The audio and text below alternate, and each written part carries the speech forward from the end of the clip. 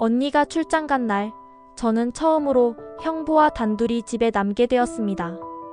그 상황 자체가 어색했습니다.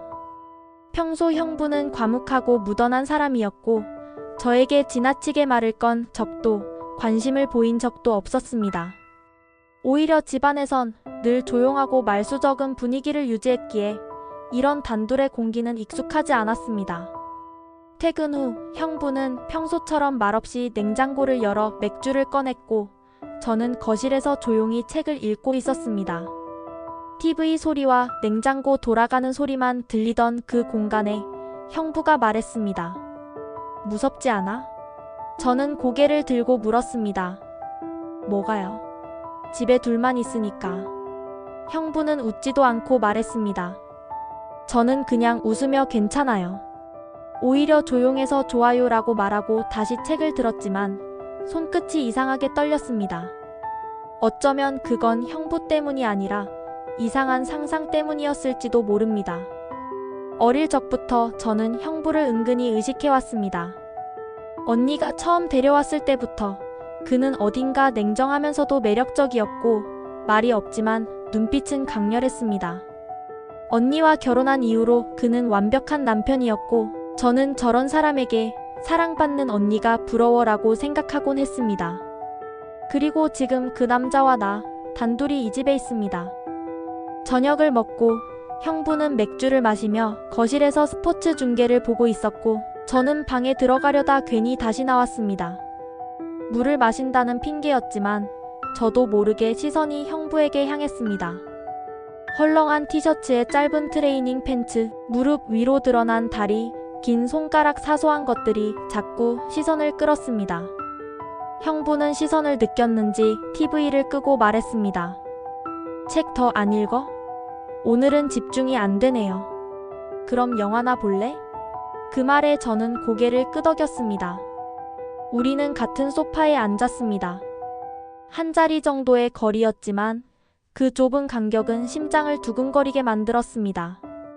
형부가 리모컨을 들고 넷플릭스를 켰고 저는 가만히 화면을 바라보았습니다. 영화가 시작되었고 형부의 손이 리모컨에서 제 무릎 쪽으로 살짝 내려왔다가 다시 올라갔습니다. 아무 일도 일어나지 않았습니다. 하지만 저는 그 작고 사소한 움직임에 숨이 턱 막혔습니다. 영화는 로맨스물이었고 장면 속 연인이 입을 맞추는 순간 형부가 고개를 돌렸습니다. 그리고 저도 무심코 그의 시선을 마주쳤습니다. 몇 초간의 정적. 둘 다 말이 없었습니다. 형부는 시선을 피하지 않았습니다. 저는 숨이 막혔습니다. 그리고 갑자기 웃음을 터뜨렸습니다. 아, 진짜 이상하네요. 왜 이렇게 어색하죠? 형부는 아무 말 없이 다시 TV로 시선을 돌렸고 말없이 맥주를 한 모금 마셨습니다. 그 밤 저는 방으로 들어갔지만 쉽게 잠들 수 없었습니다. 심장이 두근거렸고 머릿속은 온통 형부의 눈빛과 손끝의 움직임으로 가득했습니다. 창밖에선 빗방울이 떨어지고 있었고 침대 위의 시계 초침 소리가 더 크게 들렸습니다. 그리고 누군가 조용히 거실을 걷는 발소리가 들렸습니다. 그 발걸음은 조용했고 망설이는 듯 문 앞에서 멈췄습니다. 숨죽인 정적 속에서 저는 이불 속에 파묻혀 숨을 참았습니다. 문은 열리지 않았습니다. 하지만 저는 그 문 앞에 누가 서 있었는지 알아버렸습니다. 그리고 그 다음 순간부터 저는 혼자 상상하기 시작했습니다. 그날 밤 이후로 제 안의 무언가는 확실히 달라졌습니다. 저는 침대에 누워 있었지만 생각은 온통 거실에서의 눈빛과 소파 위 그 짧았던 거리감에 머물러 있었습니다.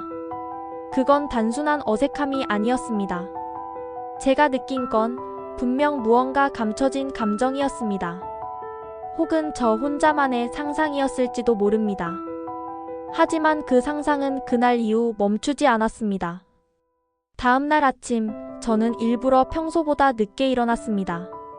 형부는 부엌에서 조용히 커피를 내리고 있었고 저는 무심한 척 물을 마시며 옆을 스쳤습니다.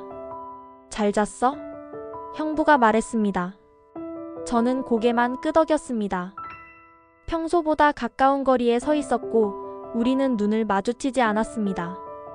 하지만 공기 속에 떠도는 미묘한 긴장감은 확실히 존재했습니다. 그날 이후 저는 형부의 시선을 더 자주 느꼈습니다. 설거지를 하고 있을 때, 거실에서 책을 읽고 있을 때, 심지어 잠옷 차림으로 방에서 나왔을 때도 그는 무심한 듯 시선을 돌리면서도 제가 볼 수 없는 각도에서 저를 관찰하는 것처럼 느껴졌습니다. 물론 그건 제 착각일 수도 있었죠. 하지만 그런 착각들이 쌓여갈수록 저는 점점 더 형부의 존재에 민감해졌습니다. 하루는 비가 오는 날이었습니다. 언니는 여전히 출장 중이었고 저와 형부는 둘이서 저녁을 먹었습니다. 그는 평소보다 술을 조금 더 마셨고 얼굴이 살짝 붉어져 있었습니다. 비 오니까 좀 그렇다. 형부가 혼잣말처럼 말했습니다. 저는 왜요? 라고 묻자 그는 조용히 말했습니다. 조용하잖아. 사람 마음이 괜히 복잡해져. 저는 아무 대답도 하지 않았고 숟가락만 내려놨습니다. 식사를 마치고 나서도 형부는 소파에 앉아 있었고 저는 방에 들어가려다 다시 거실로 나왔습니다. 영화 어제 보던 거 이어볼래요? 제가 조심스럽게 묻자 형부는 고개를 끄덕였습니다. 어제처럼 우리는 다시 나란히 앉았고 이번엔 거리감이 조금 더 가까웠습니다. 우리의 팔은 거의 맞닿을 듯 가까웠고 화면보다 서로의 존재가 더 신경 쓰였습니다. 영화 속 대사보다 침묵이 더 무거웠고 숨소리와 맥주의 기포 소리만이 공간을 메웠습니다. 형부가 캔을 내려놓는 소리가 들렸고 그가 조심스레 고개를 돌렸습니다. 오늘은 방에 안 들어가? 저는 고개를 들고 그를 바라봤습니다. 영화가 아직 안 끝났어요. 그래. 그렇지. 형부는 고개를 돌렸지만 우리는 이미 서로의 마음을 알고 있었습니다. 말은 없었지만 시선과 행동, 그 정적 안에 있던 기류는 충분히 모든 걸 말해주고 있었습니다. 시간이 늦었고 저는 자리에서 일어나 방으로 들어갔습니다. 문을 닫고 기대어 섰는데 심장이 너무 크게 뛰고 있었습니다. 형부의 눈빛, 말투, 그리고 나의 반응, 이 모든 게 너무 낯설고도 익숙했습니다. 저는 침대에 누웠지만 도저히 잠이 오지 않았습니다. 침묵 속에서 상상은 더 뚜렷해졌고 그 상상은 점점 더 선명해졌습니다. 문득 거실 쪽에서 가볍게 발을 끄는 소리가 들렸습니다. 그 발소리는 문 앞에서 또다시 멈췄습니다. 저는 숨을 멈췄고 긴장이 온몸을 감쌌습니다. 문은 열리지 않았습니다. 하지만 저는 알고 있었습니다. 문 하나 너머에 나와 같은 생각을 하고 있는 사람이 있다는 것을. 그리고 그 밤 저는 결국 스스로를 안고 잠들었습니다. 그 다음 날 아침 저는 형부와 마주치지 않으려 일부러 일찍 집을 나섰습니다.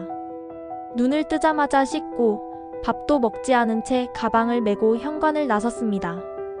머릿속은 온통 복잡했고 어젯밤 그 정적과 문 앞의 발소리가 계속 맴돌았습니다. 우연일 수도 있고 착각일 수도 있고 혹은 진짜였을 수도 있었습니다. 저는 아무에게도 말할 수 없었고 말해서도 안 된다고 생각했습니다. 하루 종일 머릿속이 흐리멍덩했고 일상은 평소처럼 흘러가는 척했지만 마음 한켠은 어딘가 찢긴 것처럼 헛헛했습니다. 형부는 연락하지 않았고 저도 하지 않았습니다. 그런데 이상하게도 그날 밤만큼은 너무도 선명하게 기억났습니다. 손끝의 떨림, 팔꿈치 사이의 온기, 눈길, 정적, 침묵, 그리고 문 앞의 그림자. 며칠 후 언니가 집에 돌아왔습니다.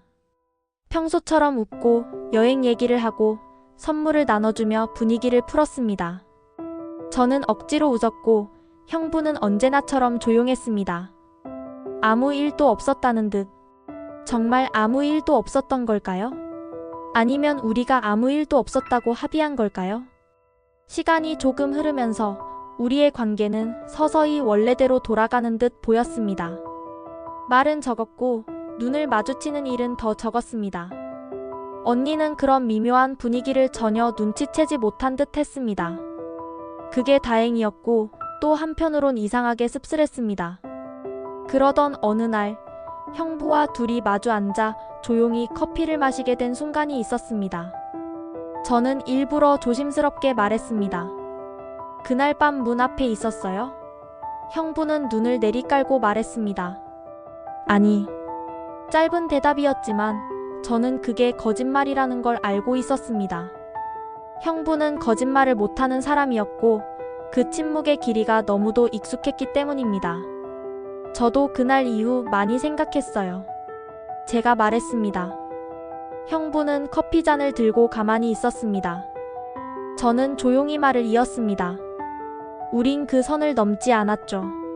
그게 중요하다고 생각했어요. 상상은 상상으로 남겨야 하니까요. 형부는 아무 말도 하지 않았고 고개를 들지 않았습니다. 저는 그걸로 충분하다고 생각했습니다. 말하지 않아도 설명하지 않아도 우리는 서로를 알고 있었습니다. 그날 밤 이후 우리는 아주 조금 어른이 되었습니다.